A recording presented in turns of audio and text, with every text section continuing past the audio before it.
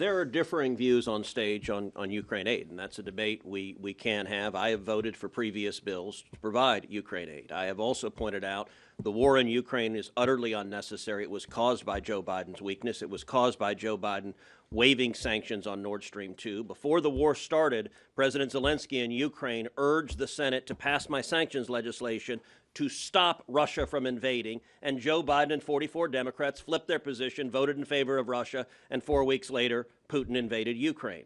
So President Biden caused this war in Ukraine, and right now today, Biden is flowing roughly $100 billion to Iran that is providing drones that are being used to kill Ukrainian soldiers and civilians. So Joe Biden is funding both sides of the war in a way that is utterly incoherent.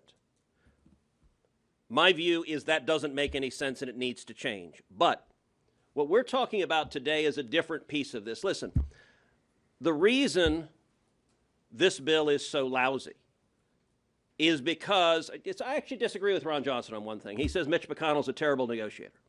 I actually think Mitch knows exactly what he's doing. He's just negotiating for the same objectives that Chuck Schumer has. They both want a bill that funds Ukraine and is a blank check to Ukraine. And they want a bill that has a fig leaf that pretends to do border security but doesn't actually do border security. They're negotiating for the identical outcome. And Chuck Schumer's enemies in Congress are conservatives in the Senate and our House Republican leadership. And sadly, Mitch McConnell's enemies are conservatives in the Senate and House Republican leadership. You know, it's interesting, the shell game that's been played on the justifications for this bill. Initially, we were told this bill will force Biden finally to secure the border. Okay, that's an objective I'm on board with.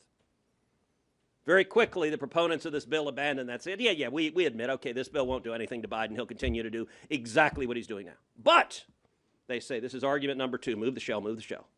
Argument number 2, they say, well, this will give Donald Trump the tools he needs to fix this problem next year. Well, let me point out Ron Johnson's very helpful chart. Without this stinking pile of crap bill, Donald Trump got the numbers down to here. Joe Biden deliberately took the numbers up to here. And the genius Republican negotiators say, let's drop the numbers to here. Double where they were under Obama. It's not that they're bad at negotiating. It's that they want this outcome, and this outcome is terrible for the American people.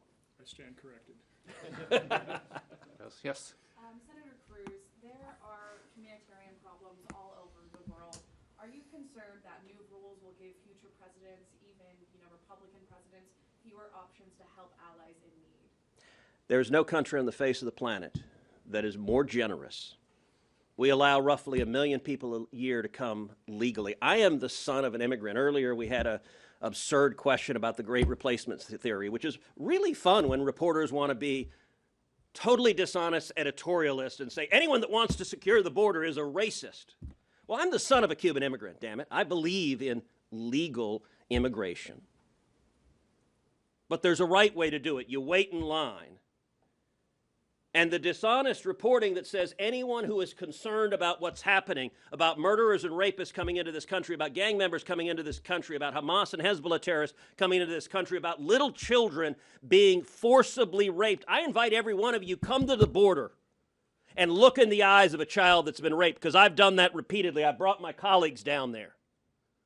And for reporters to dishonestly say, well, you're just afraid white people are going to be replaced by you Hispanics. Well, as a son of a Cuban immigrant, no, I'm not afraid of that. But I'm tired of our government allowing children to be brutalized.